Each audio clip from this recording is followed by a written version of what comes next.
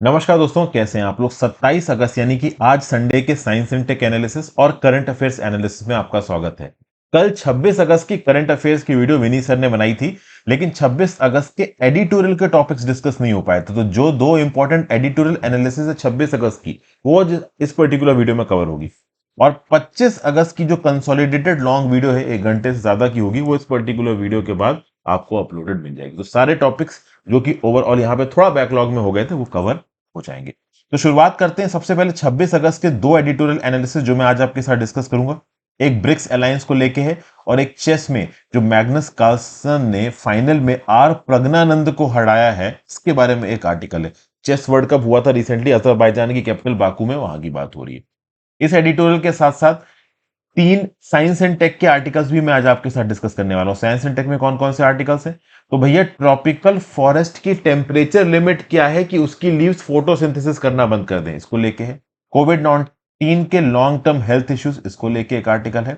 और एक आर्टिकल है missed childhood TB cases. TB detection में चिल्ड्रन को अफेक्ट करने वाले जो टीबी केसेस हैं, उसकी शायद हम प्रॉपर तरीके से काउंटिंग नहीं कर पा रहे हैं। तो इसको लेके काफी अच्छा आर्टिकल है। साइंस एंड टेक के 3 आर्टिकल्स मैं आज आपके साथ डिस्कस करने वाला हूं। और करंट अफेयर्स के कौन कौन से आर्टिकल हैं? तो मून जिस जगह पे लैंड कर रहा है उसको आप शिव शक्ति स्पॉट बोल रहे हो, ठीक है ना। उसके साथ साथ अगर आप देखो तो सीथाकली फोक आर्ट को लेके एक न्यूज है, लेकिन ये पर्टिकुलर न्यूज आपको बस इतना ही बताएगी कि सीथाकली फोक आर्ट केरला को बिलोंग करती। कभी कभी मल्टीपल चॉइस क्वेश्चंस में इस प्रकार के सवाल पूछ दिए जाते हैं। उसके साथ साथ एशियन डेवलपमेंट बैंक और केंद्र की सरकार मिलकर खोलेगी climate change and health centre in Delhi. ठीक है, ये क्या है, इसके बारे में बात करेंगे यहाँ पे। सफाई कर्मचारी के पैनल में जो वैकेंसीज है, इसको लेके सुप्रीम कोर्ट में केस फाइल हुआ है। तो भैया, नेशनल कमीशन ऑफ सफाई कर्मचारी, जो कि एक स्टैट्यूटरी बॉडी है, 1994 में बनाई गई थी to ensure the rights of sanitation workers. इसमें कुछ वैकेंसीज है, वो वैकेंसीज कब भरी जाएंगी? पहले केंद्र की सरकार के सामने रिक्वेस्ट की थी, केंद्र की सरकार ने सुना नहीं। अब चली गई है पिटीशन यहाँ पे सुप्रीम कोर्ट ने। सुप्रीम कोर्ट क्या बोला, इसको देखेंगे। और यहाँ पे एक कहानी है कि किस प्रकार से इंडिया के अंदर जो लोग फॉरेन में नौकरियां ढूंढ रहे हैं, यूरोप की कंट्रीज में, एडवांस कंट्रीज में, जर्मनी में, इटली में, उनको किस प्रकार से उल्लू बना के लिबिया जैसी कंट्रीज में ले जाया जाता है, उनको टॉर्चर किया जाता है और बहुत ही कम लोग बच के वापस आ पाते हैं, किस हाल में इनको रखा जाता है, एक कहानी है। अब ये कहानी भले आपके एग्जाम्स पर्सपेक्टिव से इंपॉर्टेंट ना हो, लेकिन अवेयरनेस पर्सपेक्टिव से बहुत इंपॉर्टेंट है। और तिराई इलाकों में रहने वाले टाइगर्स क्या खाते हैं ओवरऑल, उस देखिए क्या है जो वो खाएंगे और खाने के हिसाब से वो क्या एक्सक्रीट करेंगे। तो जो उनका एक्सक्रीटरी, आप कह लो जो फीकल स्लज है ना, उसको यहाँ पे ओवरऑल टेस्ट करके ये लगाया जा रहा है कि इस पर्टिकुलर तेराई वाले इलाके में वो कौन सी बायोडाइवर्सिटी अवेलेबल है, वो कौन से जानवर अवेलेबल है जिसको ये शेर खाता है। क्योंकि जो वो खाएगा वही एक्सक्रीट करेगा, तो उसकी यहाँ पे स्टडी हुई है, इस स्टडी के बारे में बात करेंगे। तो इतने आर्टिकल्स मैं आपके साथ डिस्कस करने वाला हूँ दोस्तों। बिना टाइम वेस्ट किए आगे चलते हैं। हाँ, एक और बात बता दूं, टेलीग्राम ग्रुप में ये लेक्चर की पीडीएफ ऑलरेडी अपलोड हो चुकी है। मेरी वेबसाइट www.harshitdwedi.com, उसमें भी ये पीडीएफ अपलोड हो चुकी है। साथ साथ मेरी ऐप हर्षित द्विवेदी एजुकेशन, जो कि एंड्रॉयड और आईओएस दोनों प्लेटफॉर्म्स पे अवेलेबल है, वहां पे भी स्टडी मटेरियल सेक्शन में फ्री ऑफ कॉस्ट ये पीडीएफ आपको मिल जाएगी। ठीक है भाई, चलिए। पहला article, concrete alliance, BRICS found new purpose with expansion but contradictions true. भाई देखिए, बहुत सारे लोग दुनिया में इस समय पे बात कर रहे हैं कि ब्रिक्स अपने रेलेवेंस को खो चुका है। Brazil, Russia, India, China, south Africa की जो ग्रुपिंग है, जोहान्सबर्ग में इस हफ्ते 15वीं समिट हुई उसकी। मैसिव ग्लोबल इंटरेस्ट के रिस्पेक्ट में यहाँ पे बातचीत हुई। तो बहुत सारे लोगों का बोलना है कि ब्रिक्स की उतनी इंपॉर्टेंस आज की डेट में रही नहीं, कोई ब्रिक्स की बात सुनता नहीं है, G20 और G7 की ज्यादा इंपॉर्टेंस है। तो जो लोग ऐसा सोचते हैं, वो इस बार के ब्रिक्स आउटकम समिट के, आप कह लो हैपनिंग्स को देख के जान सकते हैं कि ब्रिक्स अभी भी बहुत रेलेवेंस रखता है। किस हिसाब से बताया जा रहा है? तो भाई देखिए, इस पर्टिकुलर ग्रुप को बनाया गया था as a coalition of emerging economies. आज की डेट में अगर आप देखो तो ये ब्रिक्स कॉलिशन न्यू मेंबर्स के लिए ओपन हो चुका है। 40 मेंबर कंट्रीज ने यहां पे इंटरेस्ट दिखाया है। 22 फॉर्मल एप्लीकेशंस यहां पे आई हैं और अभी के लिए न्यूज ये निकल के आ रही है कि मोर देन डबल किया जा रहा है इसकी मेंबरशिप को। 5 से 11 मेंबर्स हो रहे हैं अभी के लिए। ब्रिक्स में कितने हैं? Brazil, Russia, India, China, latest join हुआ था साउथ अफ्रीका। पहले केवल ब्रिक था, BRIC, उसके बाद ब्रिक्स हो गया, साउथ अफ्रीका भी जुड़ गया। और अब इसमें 6 और प्लेयर्स आ रहे हैं। कौन कौन से? Egypt, Iran, Saudi Arabia, United Arab Emirates, ये तो है भाई आपके मिडिल ईस्ट से। साउथ अमेरिका से आ रहा है अर्जेंटीना, और इथियोपिया आ रहा है अफ्रीका से। तो इससे यह पता चलता है दोस्तों कि बहुत सारी कंट्रीज ब्रिक्स का मेंबर बनने के लिए अप्लाई कर रही हैं। और बड़े स्केल पे मेंबर कंट्रीज बन रही हैं। सोचिए दोस्तों, 4 कंट्रीज मिडिल ईस्ट की, Egypt, Iran, Saudi Arabia, United Arab Emirates, इन कंट्रीज में बड़े क्वांटिटी में आपके एनर्जी रिजर्व्स पाए जाते हैं गैस और तेल के। तो भाई अब इन पर्टिकुलर कंट्रीज के ज्वाइन करने के साथ साथ ब्रिक्स की एनर्जी फीड में जो इन्फ्लुएंस है वो भी बढ़ जाएगा, क्योंकि इजिप्ट, ईरान, सऊदी अरब और यूएई में बड़े क्वांटिटी में तेल पाए जाते हैं। ब्रिक्स की बात की जाए तो बहुत से स्टॉर्म्स को वेदर कर चुका है, आज की डेट में एक अल्टरनेटिव की तरह देखा जा रहा है वेस्टर्न लेड G7 क्लब की। ठीक है ना, बहुत सारे डाइवर्स इश्यूज को लेकर ब्रिक्स में बातचीत होती है, चाहे क्लाइमेट चेंज कमिटमेंट हो, चाहे यूएन रिफॉर्म्स हो, चाहे ईरान के अगेंस्ट वेस्टर्न सैंक्शंस की बात हो, रशिया वेनेजुएला के रिस्पेक्ट में वेस्टर्न सैंक्शंस की बात हो। एक न्यू डेवलपमेंट बैंक बनाया था ब्रिक्स ने, जो अब तक 100 प्रोजेक्ट्स को फंडिंग दे चुका है। कंटिजेंट रिजर्व अरेंजमेंट बनाया गया है ब्रिक्स के अंदर, बहुत सारे इंस्टीट्यूशनल मैकेनिज्म इसके साथ जुड़े हुए हैं।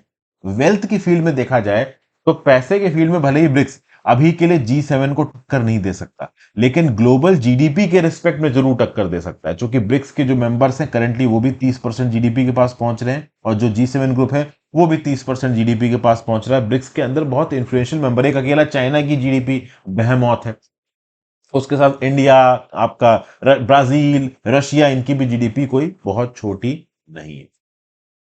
एक और बात है, G7 कंट्रीज में दुनिया की केवल 10% आबादी रहती है, लेकिन ब्रिक्स कंट्रीज में दुनिया की 40% आबादी रहती है। और जो नए मेंबर्स ज्वाइन कर रहे हैं, 6 मेंबर्स, उसमें से 4 तो भैया ग्लोबल ऑयल सप्लायर है बड़े बड़े। ठीक है ना, जिसमें आप इजिप्ट ले लो, सऊदी अरेबिया ले लो, ठीक है ना, आपका यूएई ले लो, जो ये 4 नए मेंबर्स आ रहे हैं, और ईरान ले लो। ठीक है भाई, तो ये तो एनर्जी की फील्ड में भी ब्रिक्स को इंपॉर्टेंट मिलेगी। तो कुल मिला के रेजन डिएट्रे और ब्रिक्स की जो इंपॉर्टेंस है वो किसी भी एंगल से कम होती नजर नहीं आ रही है, वो बढ़ती नजर आ रही है। ये अलग बात है कि इंडिया और चाइना की राइवलरी आगे आने वाले समय में ब्रिक्स की इफेक्टिविटी को कैसे कम करेगा। जो आर्च राइवल्स हैं ईरान और सऊदी अरेबिया, ठीक है, एक तरफ सऊदी अरेबिया था, एक तरफ ईरान था, आज की डेट में सऊदी अरेबिया और ईरान के बीच में एक एग्रीमेंट हो गया है, तो यूएई इस बात को लेकर सऊदी अरेबिया से नाराज है। तो ये जो बहुत सारे इश्यूज हैं, ये किस प्रकार से आगे इवॉल्व होंगे, ये भी ब्रिक्स की मेंबरशिप के थ्रू पता चलेगा। ब्रिक्स का स्टांस बहुत हद तक पॉलिटिकल है और एंटी वेस्टर्न है, अगर आप चाइना और रशिया के एंगल से देखो, लेकिन ऑब्वियस सी बात है ये stance UAE, Saudi Arabia, Brazil, Egypt और इंडिया जैसी कंट्रीज नहीं रखना चाहेंगी। रशिया का जो इन्वेजन हुआ था यूक्रेन के अंदर, इस बात को लेके भी ब्रिक्स की सारी कंट्रीज बहुत ओपनली पॉजिटिवली या निगेटिवली बोलती नहीं है।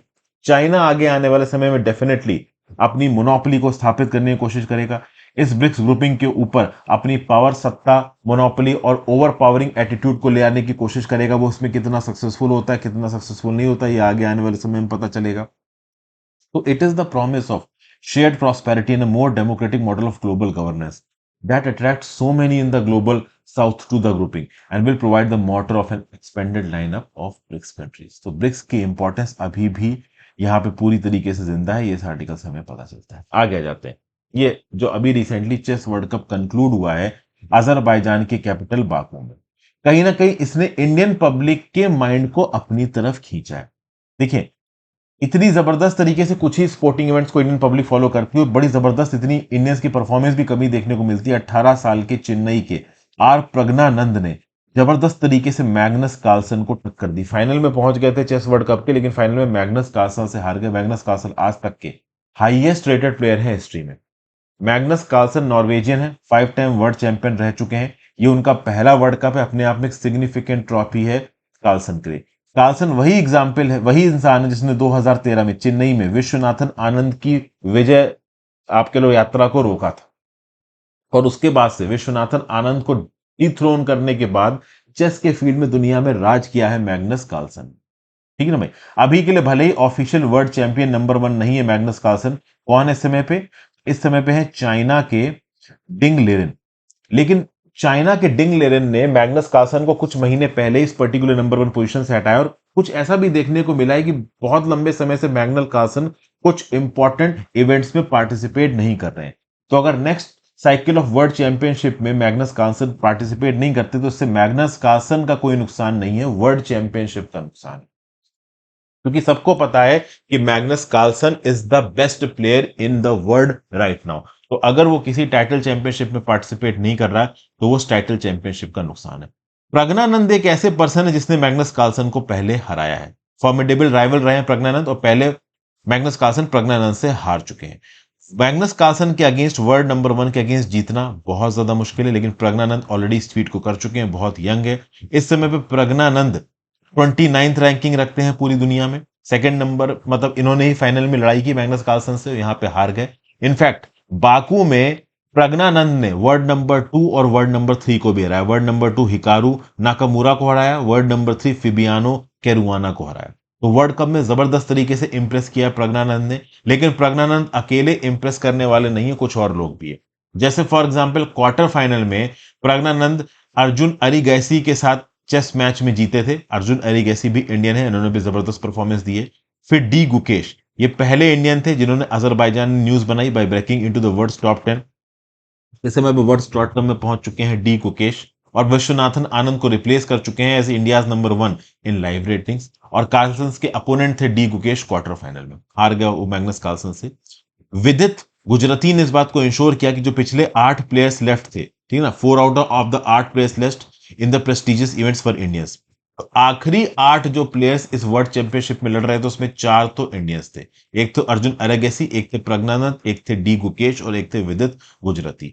तो वर्ल्ड चेस चैंपियनशिप में तो इंडिया ने भाई बड़ी ही जबरदस्त परफॉर्मेंस दी है बाकू अजरबैजान ने। तो आगे आने वाले समय में नंबर 1 प्लेयर के दावेदार इंडिया में केवल एक इंडिविजुअल नहीं, 3 अलग अलग इंडिविजुअल नजर आ रहे हैं। इनफैक्ट 2 तो नजर आ ही रहे हैं, एक तो डी गुकेश और एक प्रज्ञानंद, बाकी अर्जुन अरिगैसी और ये विजित गुजराती ये तो है ही। भाई मेंटरशिप प्रोग्राम दोस्तों आप चाहो तो ज्वाइन कर सकते हो।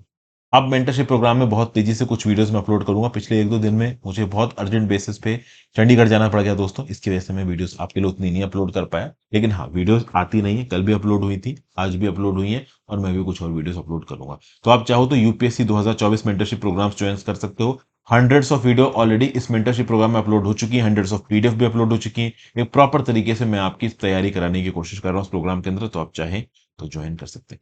करंट अफेयर्स एनालिसिस पे जा सकते हैं दोस्तों, आ जाते हैं। Moon landing spot is now Shiv Shakti. भाई जिस जगह पे चंद्रयान 2 लैंड किया था 2019 में, उसको यहां पे नरेंद्र मोदी जी ने तिरंगा बोला है। और जिस जगह पे चंद्रयान 3 लैंड किया वो शिव शक्ति है। और 23 अगस्त जब ये लैंड किया था आपके साउथ पोल पे, इसको बोला गया है नेशनल स्पेस डे। तो प्रधानमंत्री नरेंद्र मोदी जी ने सैटरडे को अनाउंस किया कि विक्रम लैंडर चंद्रयान 3 का जहां पे लैंड हुआ था, इसको आप बोलोगे शिव शक्ति, और चंद्रयान 2 जहां पे हुआ तो उसको आप बोलोगे तिरंगा।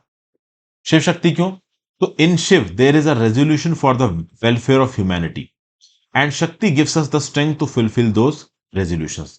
तो शिव के अंदर वेलफेयर ऑफ ह्यूमैनिटी के रेजोल्यूशन से कि हाँ भाई मैं वेलफेयर ऑफ ह्यूमैनिटी के लिए ये करूंगा, और उस पर्टिकुलर वेलफेयर ऑफ ह्यूमैनिटी के करने के लिए जो ताकत की जरूरत है वो है आपकी शक्ति। तो ये जो शिव शक्ति पॉइंट है मून पे, ये एक सेंस ऑफ कनेक्शन देता है हिमालय से लेके कन्याकुमारी तक के। मोदी जी ने बोला कि जो इसरो के टेलीमेट्री ट्रैकिंग और कमांड नेटवर्क बेंगलुरु में जो साइंटिस्ट ने ओवरऑल इसको सक्सेसफुल बनाया, उन्होंने बड़ा जबरदस्त काम किया। तिरंगा पॉइंट को यहाँ पे इसलिए पॉइंट किया गया क्योंकि चंद्रयान 2 में हम फेल हुए थे, तो भले ही हम फेल हुए लेकिन उसके बाद हम फिर से उठे और हम फिर से सक्सेसफुल हुए। तो तिरंगा पॉइंट हमेशा इस बात को याद दिलाएगा कि किसी एक पर्टिकुलर जगह पे फेल होना का मतलब परमानेंट फेलियर नहीं होता। हम तब भी रिबाउंड कर सकते हैं, हम तब भी पलट के अच्छी परफॉर्मेंस दे सकते हैं। प्रधानमंत्री मोदी जी ने यह भी अनाउंस किया है कि 23 अगस्त वो दिन जिस दिन लैंडर ने हिस्टोरिक सॉफ्ट लैंडिंग की है, इसको नेशनल स्पेस डे बोला जाएगा। तो 23 August is now the National Space Day. ये सेलिब्रेट करेगा स्पिरिट ऑफ साइंस, टेक्नोलॉजी और इनोवेशन को, और इंस्पायर करेगा हमें एटर्निटी के लिए। वहीं पे इसरो के जो चेयरमैन है एस सोमनाथ साहब, उन्होंने सैटरडे को यह बोला कि जो प्रज्ञान रोवर है वो 12 मीटर चल चुका है। अगर आप इसरो के ट्विटर अकाउंट पे जाओगे दोस्तों, एक्स अकाउंट पे, तो वहां पे दिखाया जा रहा है कि किस प्रकार से विक्रम लैंडर का दरवाजा खुला, उसमें से प्रज्ञान रोवर निकल के मून की धरती पर डिप्लॉय हुआ है, धीरे धीरे वो करके जल रहा है, फिर पलट के उसने फोटोज भी खींच के भेजी है, किसकी? आपकी विक्रम लैंडर की। तो ये सब आप देख सकते हो ओवरऑल इसरो के ट्विटर अकाउंट पे सब कुछ पड़ा हुआ है। ठीक है भाई, तो ये सब बातें यहां पे बोली गई। 3 ऑब्जेक्टिव्स बेसिकली यहां पे दोस्तों बताए जा रहे हैं, ठीक है ना, इस पर्टिकुलर चंद्रयान 3 मिशन की, जिसमें से 2 पूरे हो चुके हैं, एक यहां पे बाकी है। 2 कौन कौन से पूरे हो चुके हैं? कि भाई demonstration of a safe and soft landing of the lunar surface, surface के मून की सरफेस पे सेफ और सॉफ्ट लैंडिंग करना। उसके बाद जो रोवर है वो मून की सरफेस पे उतरेगा और चलेगा, इस चीज को प्रूव करके दिखाना, तो ये भी हमने प्रूव करके दिखा चुका। अब तीसरा ये है कि ये रोवर यहां पे इन सीटू साइंटिफिक एक्सपेरिमेंट करेगा। तो जो 3 आपके ऑब्जेक्टिव्स थे चंद्रयान 3 के, इसमें से 2 ऑब्जेक्टिव्स यहां पे पूरे हो चुके हैं, एक ऑब्जेक्टिव अभी के लिए पूरा होना बाकी है। तो चंद्रयान 3 मिशन अभी के लिए सक्सेसफुल चल रहा है। ये दुनिया को दिखाता है इंडिया की साइंटिफिक स्पिरिट, टेक्नोलॉजी और temperament. We have our national pride placed on the moon. This is today's India that is fearless and relentless. This is an India that thinks new and in novel way, the one that goes to the dark zone and spreads light in the world. This India will provide solutions to the big problems of the world in the 21st century. यहाँ पे जो younger generation है country की, उसको यहाँ पे प्रोत्साहित करते हुए कह रहे हैं प्रधानमंत्री मोदी जी कि हमने साइंटिफिकली प्रूव किया है एस्ट्रोनॉमिकल फॉर्मूलाज को in the scriptures of India, ताकि हम उनको नए सिरे से पढ़ सकें। हमारी हेरिटेज के लिए बहुत ज्यादा इंपॉर्टेंट है, ये साइंस के लिए बहुत ज्यादा इंपॉर्टेंट है, और ये double responsibility students of schools और कॉलेज के और यूनिवर्सिटीज के लिए। जो ट्रेजर है साइंटिफिक नॉलेज का जो कि इंडिया के पास है, वो लंबे समय से बरीड था, लेकिन आज की डेट में ये उभर के सबके सामने आ रहा है। ओके, आजादी का अमृत काल में हम ट्रेजर को सामने लेके आ रहे हैं, रिसर्च कर रहे हैं, दुनिया के लिए अच्छी चीजें लाने की कोशिश कर रहे हैं। ऑलरेडी हम 5th लार्जेस्ट इकोनॉमी बन चुके हैं, फर्स्ट वर्ल्ड कंट्रीज में हमारा नाम आ चुका है, इसरो का इसमें काफी इंपॉर्टेंट रोल रहा है, वगैरह वगैरह। ठीक है भाई। Artist breathe new life into Seethakali folk art all set to perform outside Kerala. भाई देखिए, Desinganadu, it used to resonate with the rhythm of Seethakali during the festival day starting with Atham. देखिए क्या है, एक डांस ड्रामा है जो कि दलित artist perform करते हैं, जो कि वेद और पुलाया कम्युनिटीज के हैं। ये बेसिकली परफॉर्म किया जाता है केरला के अंदर, और यहाँ पे रामायण के एपिसोड्स को पोर्ट्रे किया जाता है। तो ये जो पर्टिकुलर डांस फॉर्म है, इसको आप बोलते हो सीथाकली, और ये होता कहाँ है, केरला के अंदर। ओवर द ईयर्स ये पर्टिकुलर डांस फॉर्म पोराडिक हो गया था, स्टैग्नेंट हो गया था, लोग ज्यादा इसमें पार्टिसिपेट करते नहीं थे। सीताकली डांस फॉर्म धीरे धीरे करके खत्म हो रहा था, तो उसको यहाँ पे रिवाइव करना जरूरी था, और रिवाइव करना आसान था नहीं। इसलिए यहाँ पे एक ग्रुप ऑफ फोक आर्ट एफिनियाडो, जो कि अलग अलग कास्ट के थे, अलग अलग कम्युनिटी के थे, वो साथ में बैठे, और साथ में बैठ के उन्होंने इस पर्टिकुलर डांस फॉर्म को रिवाइव करने की कोशिश की। ये जो पेरीनाड़ सीताकली संगम है ना, इसमें आर्टिस्ट हैं from all walks of life. 20 member group हैं आउटसाइड केरला, यहाँ पे परफॉर्म करने के लिए जा रहे हैं। तो सीताकली जो कि केरला के अंदर परफॉर्म किया जाता था, आज की डेट में केरला के बाहर भी परफॉर्म किया जा रहा है। तो सीताकली डांस फॉर्म कौन से स्टेट से एसोसिएटेड, याद रखिएगा, केरला से। फिर अगला, Asian development bank centre to open climate change and health centre in Delhi.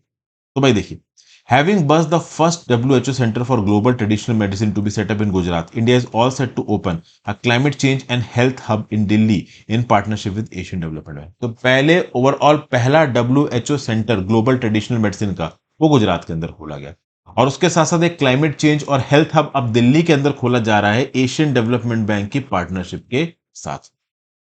जो वर्ल्ड हेल्थ ऑर्गेनाइजेशन का आउटपोस्ट है ना आपका जामनगर के अंदर, तो भाई WHO centre for global traditional medicine कहां खोला गया, जामनगर के अंदर। ये क्या करेगा, तो ये एम करेगा to provide leadership on global health matters pertaining to traditional medicine, ensure the quality, safety, efficacy, accessibility, and rational use of traditional medicine, develop norms, standards, and guidelines in relevant technical areas, and develop tools and methodology for data collection and analytics. ये करेगा WHO का outpost जो कि जामनगर में placed है।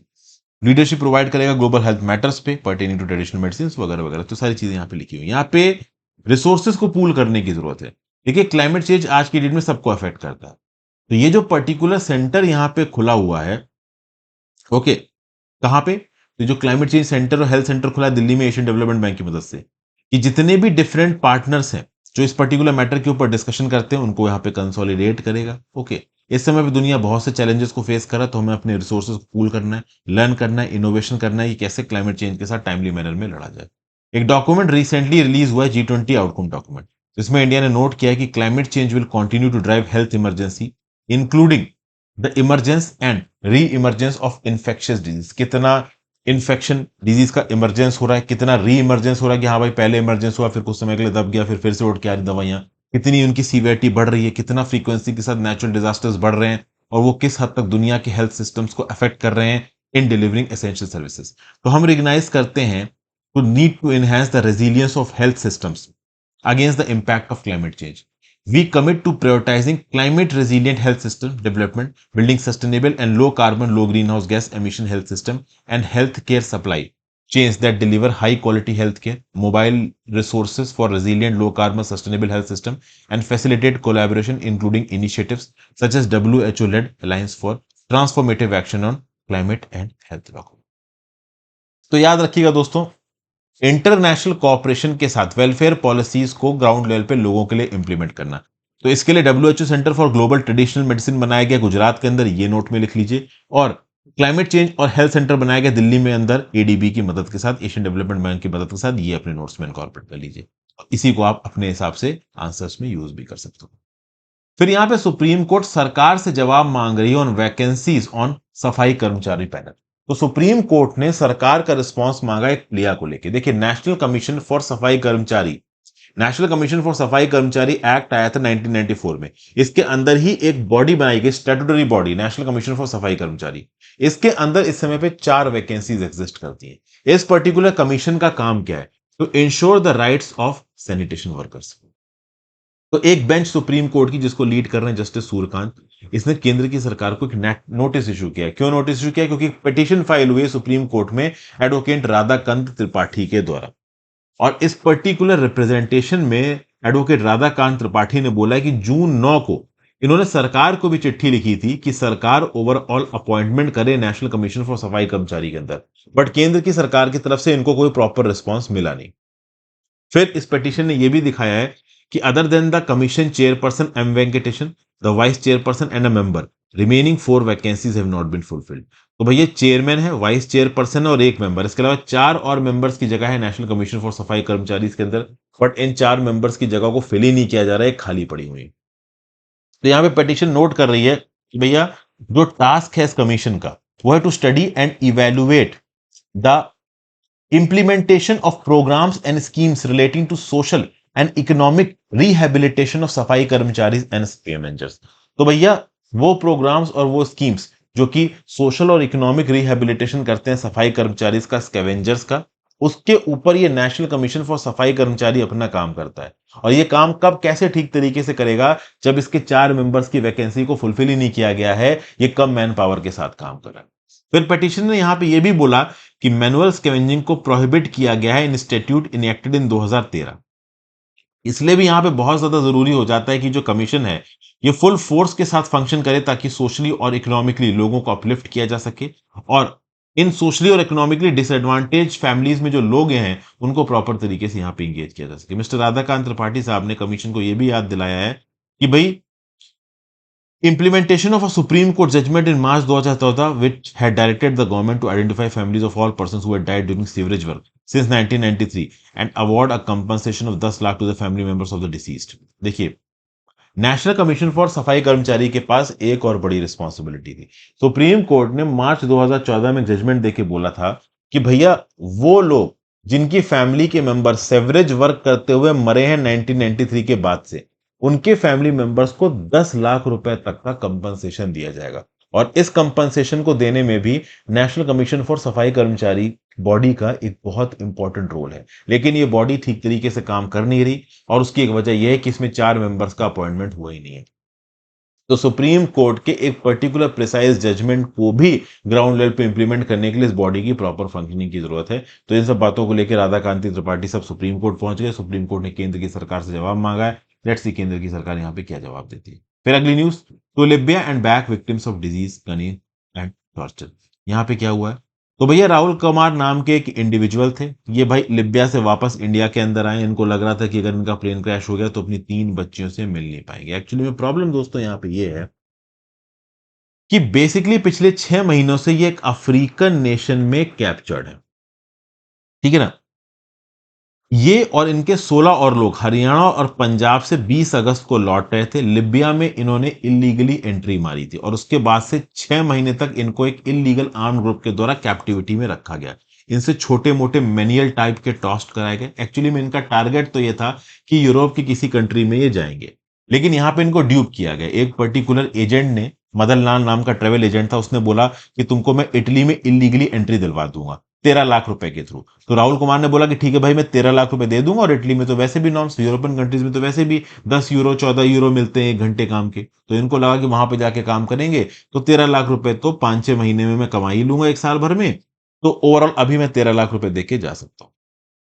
लेकिन ये Italy नहीं पहुंचे, इनको फंसाया गया, इनको एक इंटरनेशनल रैकेट के हाथों बेच दिया गया। जहां पे बेचा गया वहां पे इनको कंस्ट्रक्शन साइट पे काम कराया जाता था, पैसे दिए जाते नहीं थे, सब ह्यूमन कंडीशंस पे रहते थे, ना खाना दिया जाता था, ना हफ्तों तक पानी दिया जाता था। करनाल में सैलून चला रहे थे राहुल कुमार, आराम से 30 से 40 हजार रुपया महीने का कमाते थे, ठीक है ना। इनको लगा कि बाहर जाके इटली में कैब ड्राइवर बन जाऊंगा, ज्यादा पैसा कमा लूंगा। तो इनको लगा कि बाहर जाके कुछ साल काम करके अच्छा खासा पैसा कमाया जा सकता है, और जब 13 लाख रुपए पे इनको एक ऑफर मिला इटली जाने का, तो इन्होंने तुरंत हाँ बोल दिया। अभी के लिए जो मदन लाल नाम का ट्रेवल एजेंट है जो कि फर्जी बेसिस पे लोगों को बाहर भेजता था, इसको भी यहाँ पे अरेस्ट कर लिया गया है और केस फाइल हुआ है इनके against under section 370, buying and disposing of any person as a slave under section 406, criminal breach of trust under section 420, cheating of Indian penal code section 10 and section 24 of the immigration act 1983 के अंदर भी इनको charge किया गया है। तो particularly ये जो मिस्टर राहुल कुमार जैसे और लोग हैं, इनको लिबिया के अंदर लेके आया गया। एक छोटे से कमरे के अंदर 30-30 20-20 लोगों को ठूक के रखा जाता था, इनको काम भी नहीं करने, काम करवाते थे दिन भर, ना ठीक से खाना देते थे, ना ठीक से इनको पानी देते थे, इनके पासपोर्ट वगैरह भी छीन के यहाँ पे रख लिए गए थे। डोंकी रूट के थ्रू इनको इलीगली स्मगल करके लेके जाया गया लिबिया के अंदर। लिबिया की एम्बेसी, लिबिया में देखिए कोई इंडियन एम्बेसी है नहीं, तो पास की कंट्री की इंडियन एम्बेसी के थ्रू इनके थ्रू कॉन्टेक्ट करके इनको यहाँ पे छुड़ाने की कोशिश की गई, ठीक है ना। तो इसे तो बॉलीवुड ड्रीम्स के थ्रू यहाँ पे इस प्रकार के गुलेबल इंडिविजुअल्स जो कि ऐसा लगता है उनको कि हाँ भाई वो फॉरेन जाके काम ढूंढ सकते हैं, काम कर सकते हैं, इनको यहाँ पे फंसाया जाता है, इनको डिसीट के थ्रू फॉरेन में लेके जाया जाता है, और फिर इनकी ह्यूमन ट्रैफिकिंग करके इनको कहीं और ही भेज दिया जाता है, वहां पे आर्म ग्रुप्स के हाथ में पड़ जाते हैं। लिबिया जैसी कंट्री में वैसे भी कोई कानून व्यवस्था एग्जिस्ट करती नहीं है, और ये फंसे रह जाते हैं वहां। ठीक है, फिर अगला, what Terai tigers eat and what it tells about the habitat. देखिए जो डंग है, जो आप कह लो एक्सक्रीटरी वेस्ट है, जो आप कह लो पॉटी है टाइगर्स की, इसको स्टडी कर रहे हैं scientist of wild life institute of India, और इसके बेसिस पे प्रे सिलेक्शन पैटर्न्स को आइडेंटिफाई किया जा रहा है स्ट्राइप फेलाइन के। स्ट्राइप फेलाइन मतलब तेराई आर्क लैंडस्केप, जिसको आप ताल लैंडस्केप बोलते हो। यहाँ पे जो टाइगर्स पाए जाते हैं, वो टाइगर्स क्या खाते हैं, ये पता किया जा रहा है इस टाइगर की पॉटी को टेस्ट करके। तो ये जो फीसेस है, इसको आप फीसेस भी बोल सकते हो, इसने साइंटिस्ट को मदद की है कि भाई इंफॉर्मेशन निकाली जाए हॉटस्पॉट ऑफ कॉन्फ्लिक्ट की, तो किस पर्टिकुलर जगह पे लाइव स्टॉक प्रोडक्शन को लेके कॉन्फ्लिक्ट हुआ। 15,000 स्क्वायर किलोमीटर का ये animal habitat foot of Himalayas में पाया जाता है।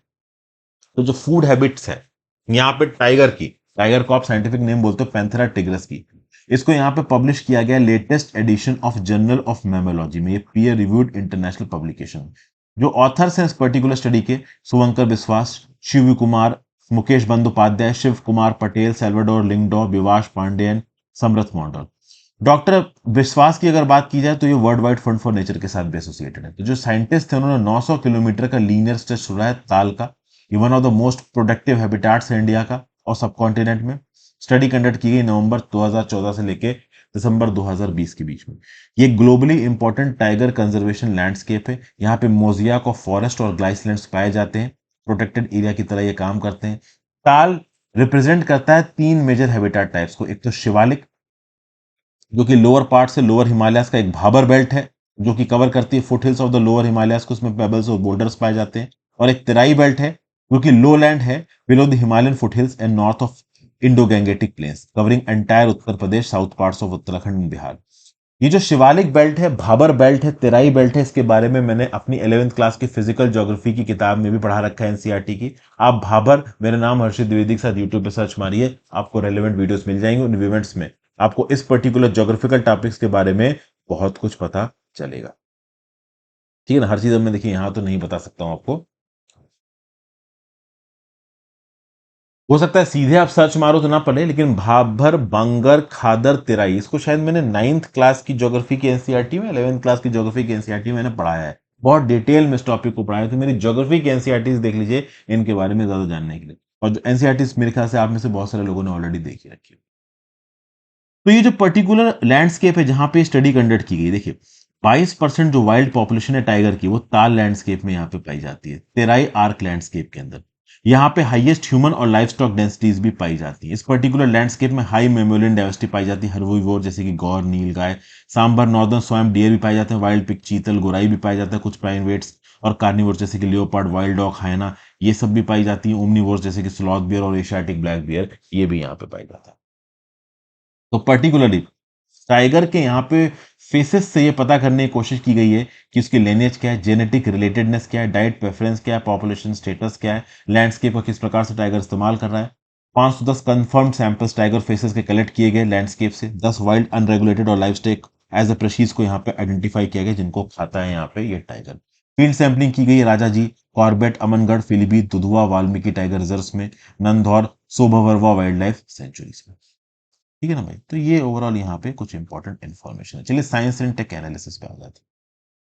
पहला, ट्रॉपिकल फॉरेस्ट में be getting too hot for photosynthesis. आपको पता है दोस्तों, फोटोसिंथेसिस का प्रोसेस क्लोरोफिल के थ्रू, क्लोरोप्लास्ट के थ्रू होता है, और लीव्स एक बहुत इंपॉर्टेंट रोल प्ले करती हैं एक पर्टिकुलर ट्री में या प्लांट में होने वाली फोटोसिंथेसिस में। अब देखिए, small percentage of leaves on trees in tropical forest में be approaching the maximum temperature threshold for photosynthesis to work, suggest a study in nature. Nature में जो स्टडी पब्लिश हुई उसमें यह बताया गया कि ट्री के अंदर कुछ ऐसी, आप कह लो, पत्तियां हैं, उन पत्तियों की जो हाईएस्ट लिमिट है टेम्परेचर की, जिसपे वो ओवरऑल फोटोसिंथेसिस का प्रोसेस कर सकती हैं, वो हाईएस्ट लिमिट यहां पे रीच हो रही है। मतलब अब चूंकि ग्लोबल वार्मिंग के चलते वो हाईएस्ट लिमिट यहां पे रीच हो रही है, तो आगे आने वाले समय में ये पत्तियां प्रॉपर तरीके से फोटोसिंथेसिस कर पाएंगी, इसकी यहां पे कोई भी गारंटी नहीं है। ये बात यहां पे बताई जा रही है। समझ गया आप बात को? तो बेसिकली आप समझिए कि नेचर के अंदर ये स्टडी ये बताई जा रही है कि बढ़ती ग्लोबल वार्मिंग के चलते पत्तियों की मैक्सिमम टेम्परेचर लिमिट, जिसके ऊपर वो फोटोसिंथेसिस कर सकती हैं, वो मैक्सिमम टेम्परेचर लिमिट अचीव हो रही है। An estimated 0.01% of all leaves currently surpass this critical temperature.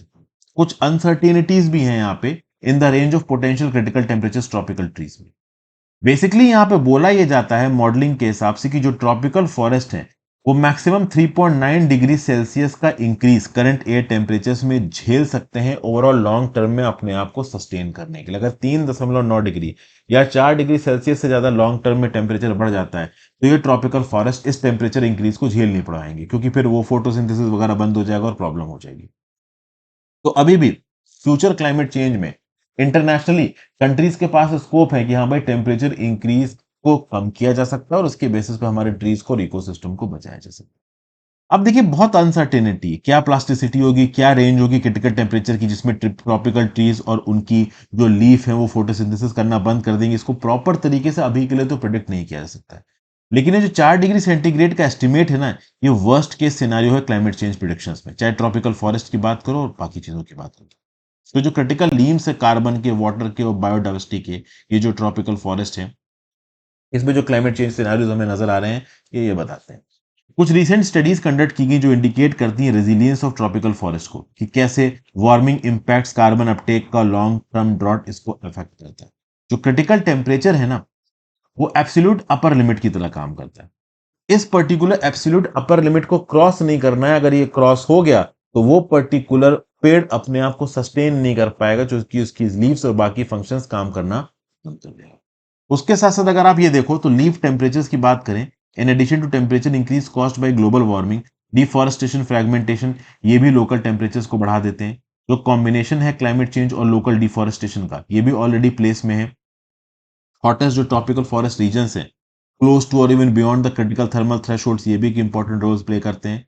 तो बहुत सारी चीजें यहाँ पे कॉम्बिनेशन किया गया कि ambitious climate change mitigation goals का, रिड्यूस डिफॉरेस्टेशन का, जो कि इंश्योर कर सकता है कि कार्बन, वाटर और बायोडाइवर्सिटी के रीम्स में हम चीजों को इंश्योर कर सकें, थर्मली क्रिटिकल थ्रेशोल्ड के नीचे उनको लेके जा सकते हैं।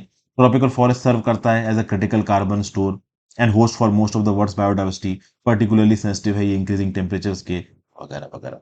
एक, अगर टेम्परेचर की बात की जाए कि हाँ भाई इस टेम्परेचर के ऊपर चला गया तो एक पर्टिकुलर पेड़ की फोटोसिंथेटिक एक्टिविटी बंद हो जाएगी, तो वो लिमिट बताई जा रही है 46.7 डिग्री सेल्सियस। 46.7 डिग्री सेल्सियस वो बताई जा रही है जिसके ऊपर जो लीफ टेम्परेचर्स हैं वो इतने ज्यादा हो जाएंगे कि ट्रॉपिकल वेजिटेशन के अंदर फोटोसिंथेसिस का जो प्रोसेस है बंद हो जाएगा।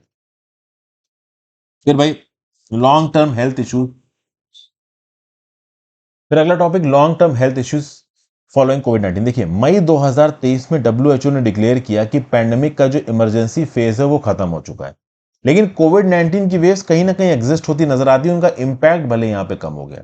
अब इस बात पे ज्यादा फोकस किया जा रहा है कि जो लोग भी कोविड-19 से इन्फेक्ट हुए थे, उनकी हेल्थ पे लॉन्ग टर्म इंपैक्ट इसका क्या आने वाला है।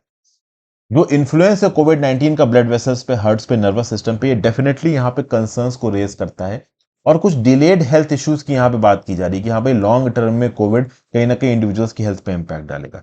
देखिए कोविड एक नया डिजीज है, इसके ऊपर अभी भी थीसिस चल रही है, अलग अलग इंडिविजुअल्स जिसको इसने इन्फेक्ट किया उनके ऊपर अभी भी ऑब्जर्वेशन चल रहा है और बहुत सारे रिजल्ट फाइंडिंग्स आगे निकल के आएंगी। लेकिन अभी के लिए जो लार्ज अमाउंट्स ऑफ डाटा इकट्ठा किया गया है उसमें कुछ हिडन ट्रेंड्स निकल के आ रहे हैं। जैसे for example large data basis के बेसिस पे पहले पता किया गया कि भाई स्मोकिंग और कैंसर में कुछ ना कुछ कनेक्ट है। जो ग्रुप ऑफ स्मोकर्स और नॉन स्मोकर्स है यहाँ पे कंपेयर किया गया और उसमें अंदर कैंसर इंसिडेंस को देखा गया तो उससे पता चला कि हाँ भाई इनके ऊपर इंपैक्ट आ सकता है। कोविड 19 में भी कोई फर्क नहीं है। कुछ लोगों के लिए कोविड 19 बस एक छोटा सा फ्लू था, एक ठंडी थी, लेकिन एक्चुअली में ये सच नहीं है। कोविड 19 का एक बड़ा इंपैक्ट भी यहाँ पे देखने को मिला है। 3 स्टडीज पब्लिश की गई इस महीने जिन्होंने इस पर्टिकुलर इश्यू को एड्रेस किया है। उन्होंने large data basis of people को यहाँ पे कंपेयर किया जिनको कोविड 19 हुआ और उनके ऊपर 1 से 2 साल या फिर उससे ज्यादा के लिए फॉलो अप किया गया। जो Washington university VS saint Louis health care system group है उसने 1,38,818 लोगों का डाटा देखा जिन्होंने कोविड 19 को सर्वाइव किया। इसमें से 20,580 लोग हॉस्पिटलाइज हुए थे। अब जो इनिशियली हॉस्पिटलाइज्ड हुए हैं दोस्तों, ओके, उन्होंने बाद में ज्यादा प्रॉब्लम सफर किए कंपेयर टू दोज पीपल जो इन्फेक्ट नहीं हुए थे या दोज पीपल जो कि ओवरऑल इन्फेक्ट हुए थे लेकिन जल्दी रिकवर कर गए, वो हॉस्पिटलाइज नहीं हुए। तो जो लोग शुरुआत में कोविड 19 में इन्फेक्ट हुए और हॉस्पिटलाइज हुए, बाद में उनकी हेल्थ के ऊपर कुछ एडवर्स इंपैक्ट कोविड 19 से एसोसिएटेड देखा गया कंपेयर टू दोज पर्सन जो कि इन्फेक्ट नहीं हुए थे या फिर इन्फेक्ट होकर क्योर हो गए थे। अगर आप देखो जो पहले हॉस्पिटलाइज हुए उनमें हायर डेथ रेट्स देखने को मिला, हॉस्पिटलाइजेशन बाकी कुछ प्रकार की हेल्थ प्रॉब्लम्स देखने को मिली अगले 2 साल तक जब चीजों को कंपेयर किया गया। कंपैरिजन में अगर आप देखो तो death rates among those who had covid 19 but did not require hospitalisation was higher but only for the initial 6 months. जिन लोगों को कोविड 19 था, ठीक है, लेकिन उनको हॉस्पिटलाइजेशन की जरूरत नहीं पड़ी, पहले 6 महीने के लिए जो उनकी डेथ रेट थी वो हाई थी, उसके बाद नहीं था। लॉन्ग कोविड के इंपैक्ट को यहां पे देखा जा रहा है assorted growth of health conditions के साथ जोड़ के यहां पे चीजों को देखी जा रही है। हॉस्पिटलाइज्ड ग्रुप को नॉन हॉस्पिटलाइज्ड ग्रुप से यहां पे कंपेयर किया जा रहा है। 80 हेल्थ कंडीशंस के साथ मिला के कोविड के इंपैक्ट को यहां पे देखा जा रहा है, लॉन्ग कोविड के इंपैक्ट को। ठीक है, अगर आप इन्फेक्टेड इंडिविजुअल्स के साथ compared with infected individuals those who had prior covid had greater risk of blood clots, lung disease, fatigue, digestive ailments, muscle and joint problem and diabetes for up to 2 years। तो क्या देखने को मिला कि भाई जो अनइन्फेक्टेड है जिनको कोविड 19 नहीं हुआ और जिनको कोविड 19 हुआ, तो जिनको कोविड 19 हुआ उनमें ब्लड क्लॉट्स के ज्यादा इंसिडेंस देखे गए, लंग डिजीज के ज्यादा इंसिडेंस देखे गए, फटीग देखा गया, डाइजेस्टिव एलिमेंट्स देखे गए, मसल और जॉइंट प्रॉब्लम देखी गई। जो अनइन्फेक्टेड थे उसमें कम देखा गया। सिग्निफिकेंट अमाउंट ऑफ डिसेबिलिटी देखी गई, 25% of which was reported in the second year. एक स्टडी कंडक्ट की गई जामा में, जामा एक हेल्थ जर्नल है, जहां पे 0.2 मिलियन यानी 2 लाख लोग जिन्होंने कोविड 19 सर्वाइव किया, इनको कंपेयर किया गया 10 लाख लोगों से, 1 मिलियन लोगों से जो कि अनइन्फेक्टेड थे। और इनमें जो डिफरेंस था ना डेथ रेट्स में, वो बहुत ज्यादा स्टार्ट था। 2 साल के एंड पे 8.7% वो लोग जिनको प्रायर कोविड 19 हुआ था मरे, और जो अनइन्फेक्टेड थे जिनको कोविड 19 नहीं हुआ था उसमें से केवल 4.1% मरे। तो जिनको कोविड 19 हुआ वो 8.7% मरे, जिनको नहीं हुआ वो केवल 4.1% मरे। तो इस प्रकार की बहुत से कंपैरिजन हमें क्या बता रहे हैं कि भाई जिसको भी यहाँ पे ओवरऑल कोविड 19 हुआ है लॉन्ग टर्म में उसके ऊपर इंपैक्ट रहा है। एक Indian council of medical research की स्टडी हुई, इसने 14,419 लोगों को देखा जिन्होंने कोविड 19 के हॉस्पिटलाइजेशन को सर्वाइव किया। बाद में पता चला कि इनका 1 ईयर डेथ रेट 6.5% ज्यादा था। और वहीं पर अगर इसको कंपेयर करोगे अनइन्फेक्टेड लोगों का तो उनका डेथ रेट यहाँ पे काफी कम है। ठीक है, तो ये सब चीजें, जिन्होंने पहले प्रायर वैक्सीनेशन ले लिया था उनका डेथ रेट बहुत कम हो गया, जो पहले ही इन्फेक्ट हो गया कोविड 19 से वैक्सीनेशन नहीं लिया था उनमें डेथ रेट ज्यादा था, रिस्क ऑफ री इन्फेक्शन ज्यादा था। तो ये सारी बातें यहाँ पे बताई जाए। इस बात को लेकर अभी भी थीसिस चल रही है और आगे और चलेगी। आगे, eliminating TB by 2025 bleak prospects. अब ये आर्टिकल तो मैं आपको समझाऊंगा ही, इस आर्टिकल में नोट बनाने वाला दोस्तों क्या है। तो देखिए क्या बताया जा रहा है, यहां पे कुछ स्टैटिस्टिक्स है। Globally at least 1.2 million children aged less than 15 years fall ill with TB. हर साल 12 लाख से ज्यादा बच्चे जो कि 15 साल से कम के पूरी दुनिया में टीबी से इन्फेक्ट होते हैं, और इसमें से 56% डिटेक्ट नहीं होते। मतलब आप डिटेक्ट ही नहीं कर पाए उसको कोविड 19 मतलब टीबी हुआ है। जो एस्टिमेटेड मोर्टिलिटी है चिल्ड्रन की with TB who failed to receive treatment is about 22%। दो बच्चे जो टीबी से इन्फेक्ट हो गए और उनको ट्रीटमेंट नहीं मिला, 22% बच्चे मर जाएंगे इससे। ठीक है ना। इंडिया कंट्रीब्यूट करता है 1/3 to the global childhood TB burden को, while the number of TB cases notified in India has increased since 2015. Notification of childhood TB have remained constant at 6% per year. ठीक है भाई। तो 2015 के बाद से टीबी केसेस जो कि इंडिया के अंदर नोटिफाई की जाते हैं, overall TB cases adult plus children, वो बहुत तेजी से बढ़े हैं। लेकिन बच्चों में जिस रेट पे टीबी आइडेंटिफाई किया जा रहा है वो आज की डेट में भी 6% है। मतलब बच्चों में ऐसे बहुत से बच्चे जिनका टीबी हम आइडेंटिफाई नहीं कर पा रहे हैं। 0.34 मिलियन बच्चे ऐसे हैं 15 साल से कम के that are estimated to get TB disease every year. ये 3,40,000 की बात हो रही है, ठीक है ना। और इस गेज में कंट्रीब्यूट मतलब टोटल ओवरऑल ये जो बच्चे हैं जो कि 15 साल से कम के हैं, 0.34 मिलियन बच्चे जो कि हर साल टीबी पाते हैं, ये ओवरऑल जो इंडिया के अंदर जो टीबी केसेस है ना उसका 13% कंट्रीब्यूट करते हैं। 2022 में अगर आप देखो 1,35,734 ऐसे बच्चे थे जिनको नोटिफाई किया गया इनको टीबी है। लेकिन बाद में पता चला कि 2 लाख बच्चे तो लगभग ऐसे हैं जो नोटिफाई नहीं किया गया कि हाँ भाई इनको टीबी हो सकता है। 2022 में 3 लाख मॉलिक्यूलर टेस्ट परफॉर्म किए गए टीबी की डायग्नोसिस के लिए, लेकिन केवल 37,000 केसेस में इनको बैक्टीरियोलॉजिकली कंफर्म किया गया, ठीक है ना। जेनोम सीक्वेंसिंग हुई वहां पे। तो प्रॉपर तरीके से मॉलिक्यूलर टेस्ट के बाद बैक्टीरियोलॉजिकल टेस्ट कंडक्ट नहीं किए गए, तो बहुत सारे केसेस में टीबी की डायग्नोसिस सही समय पे या सही क्वांटम में हो नहीं पाई। तो आज की डेट में जो चाइल्डहुड टीबी के केसेस हैं वो एक बड़ी स्ट्रगलिंग प्रॉब्लम बन गया है। इंडिया का जो टारगेट है कि हम टीबी को एलिमिनेट कर देंगे 2025 तक, ये एक्सट्रीमली चैलेंजिंग हो सकता है। एडल्ट्स के कंपैरिजन में जो बच्चे हैं ना, they are more vulnerable to acquire TB infection, और बहुत तेजी से इनमें डिजीज बढ़ सकता है। ग्लोबली टीबी आज की डेट में लीजिंग कॉज डेथ है इन्फेक्शियस डिजीज से, जितने किसी भी एज ग्रुप के बच्चे हो कहीं पे भी। तो चिल्ड्रंस ऑफ ऑल एजेस अगर वो इन्फेक्शियस डिजीज से मर रहे हैं तो सबसे ज्यादा इन्फेक्शियस डिजीज से मारने वाली बीमारी टीबी है। ग्लोबली टीबी को, जैसा कि मैंने बताया, दुनिया भर में माना जा रहा है कि हाँ भाई ये सबसे ज्यादा चिल्ड्रंस में इन्फेक्शियस डिजीज से बच्चे इसकी वजह से ही मरते हैं। एक स्टडी कंडक्ट की गई जिसने 31 स्टडी को मॉनिटर किया, और उसमें पता चला कि जो एस्टिमेटेड मोर्टेलिटी है ना बच्चों की टीबी की वजह से, जिनको ट्रीटमेंट नहीं मिल पाया वो 22% है। मतलब जितने बच्चों को यहाँ पे टीबी हुआ उनको ट्रीटमेंट नहीं मिला, 22% बच्चों की ऐसों की यहाँ पे मौत हो गई। तो केस फर्टिलिटी जो रेशियो है बच्चों के अंदर जो कि 5 साल से कम के हैं, तो अगर एक बच्चा 5 साल से कम का उसको टीबी हो गया तो उसके मरने के 43% चांसेस हैं यहाँ, क्योंकि 43% बच्चे यहाँ पे मर रहे हैं। डब्ल्यूएचओ के हिसाब से इंडिया के अंदर और पूरी दुनिया के अंदर टीबी को डिटेक्ट करने को लेकर बहुत सारे क्रिटिकल गैप्स हैं। भले ही टीबी के डिटेक्शन में हमने बहुत सिग्निफिकेंट प्रोग्रेस की है, लेकिन चिल्ड्रन में टीबी को एड्रेस करने के लिए कुछ ना कुछ बड़े फ्लॉज यहाँ पे एग्जिस्ट करते हैं। ग्लोबली कम से कम 12 लाख बच्चे ऐसे हैं 15 साल से कम के जो कि टीबी से इन्फेक्ट होते हैं हर साल, ठीक है ना। और अगर आप देखो तो around 67 million children get infected, placing them at the risk of developing TB later at days. देखिए टीबी का बैक्टीरिया आपके बॉडी के अंदर पहुंचा तो 67 मिलियन बच्चे ऐसे जो पहुंच रहा है, और ये एट रिस्क है कि बाद में इनको टीबी हो सकता है। कम से कम 12 लाख बच्चे पूरी दुनिया में ऐसे 15 साल से कम के जिनकी बॉडी में टीबी जा रहा है। अब इन 12 लाख में से 56% हम डिटेक्ट ही नहीं कर पाते। ये अक्टूबर 2022 का यहां पे पेपर बोलता है डब्ल्यूएचओ का। 2022 का डब्ल्यूएचओ ग्लोबल टीबी रिपोर्ट यहां पे क्या बोलती है? लास्ट ईयर 2021 में children aged less than 15 years across the world accounted for 11% of the total estimated TB incidences.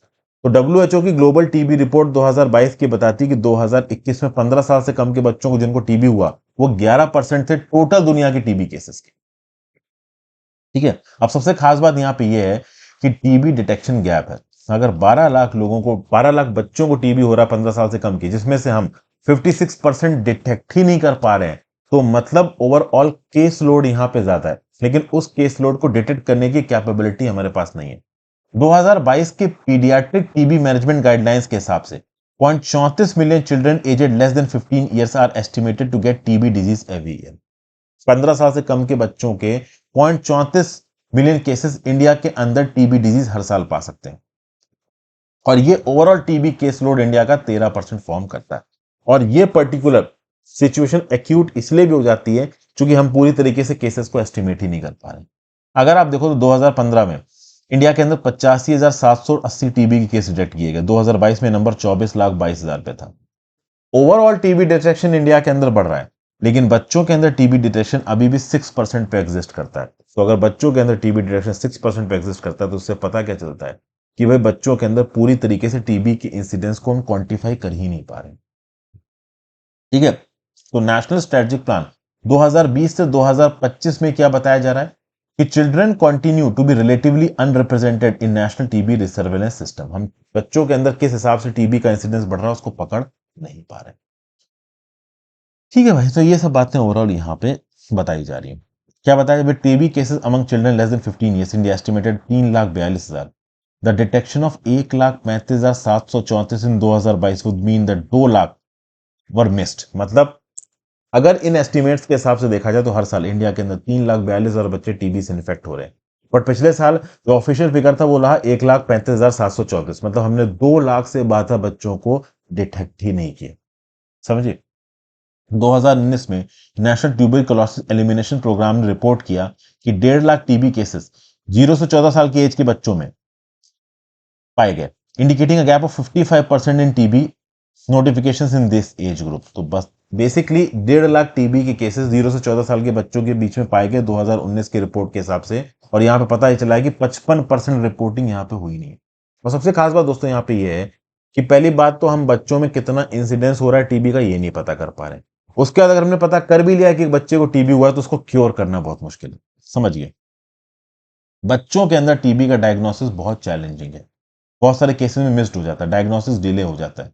क्या है, though children are required to be tested using highly sensitive molecular test at the first point of contact, smear microscopy is often used. तो आपने molecular test से तो test कर लिया, लेकिन बाद में स्पीयर माइक्रोस्कोपी जो कि बड़े स्केल पे एक्यूरेटली मेजर करता है कि हाँ भाई टीबी है कि नहीं, इसको आप यूज नहीं कर सकते। बच्चे जो कि 5 साल से कम के हैं, इनमें स्पुटम और लो बैक्टीरियल लोड होता है, तो प्रॉपर तरीके से पता नहीं चल पाता है कि एक बच्चा टीबी से इन्फेक्टेड है कि नहीं है। समझिए, तो ये एक बड़ा चैलेंज है। वो बच्चे चाइल्डहुड के समय पे टीबी में इन्फेक्टेड है, उनकी जो डायग्नोसिस है ना, उसमें क्लिनिकल एवेल्युएशन के साथ साथ आपको चेस्ट एक्सरेज और बहुत सारे और टूल्स का इस्तेमाल करना पड़ता है। अब अगर सारे टूल्स का आपने इस्तेमाल नहीं किया तो कुछ टूल्स में limitation in terms of accuracy and reliability वो यहाँ पे कॉम्प्रोमाइज हो जाती है। 2022 में 3 लाख मॉलिक्यूलर टेस्ट परफॉर्म किए गए बच्चों के ऊपर, जिसमें से केवल 37,000 टेस्ट को बैक्टीरियोलॉजिकली कंफर्म किया गया। तो इससे पता चल पाएगा कि सारे केसेस में हम प्रॉपर तरीके से टीबी का डायग्नोसिस नहीं कर पा रहे हैं। तो ये सब बातें ओवरऑल यहाँ पे बताई जा रही है। फिर यहाँ पे टीबी की वैक्सीनेशन भी कम हो गई है। There has been a reduction in BCG vaccination of children during the pandemic. Globally number of children who did not receive any vaccine increase during the pandemic. पूरी दुनिया में पैंडेमिक के समय पे बच्चों को टीबी की वैक्सीन नहीं मिली है, ऐसे बच्चों का क्वांटम बढ़ा है। और बीसीजी वैक्सीन कवरेज इंडिया में घटा है। 2019 में बीसीजी जो कि टीबी की वैक्सीनेशन है वो इंडिया में थी 92% कवरेज, जो कि 2000 में हो गई 85% कवरेज, 2021 में हो गई 84% कवरेज। अब भले ही ये कवरेज 2022 में 91% पे आ चुकी है, बट कहीं ना कहीं हम 2020 में 21 में कॉम्प्रोमाइज रहे हैं, डिसएडवांटेज पोजीशन में रहे हैं। पैंडेमिक के इंपैक्ट के चलते बीसीजी वैक्सीन का जो इंसिडेंस बच्चों के अंदर किया जाता था, हमने उसको कहीं ना कहीं इग्नोर किया। तो ये पर्टिकुलर पॉइंट अपनी नोट्स में जरूर लिखिएगा कि जो बीसीजी वैक्सीन कवरेज है जो कि बच्चों के अंदर टीबी के इंसिडेंसेस को कम करती है, 92% वैक्सीन कवरेज था 2019 में, 2020 में हो गया 85%, 2021 में हो गया ये 84% और 2022 में हो गया ये 91%। तो आई होप आपको लेक्चर में काफी कुछ जानने को मिला होगा। Thank you for watching friends. Video को ज्यादा से ज्यादा लोगों के साथ शेयर करिएगा, टेलीग्राम ग्रुप ज्वाइन कर लीजिए और मेंटरशिप कोर्स को आप चाहे तो ऑप्ट कर सकते हैं। Have a great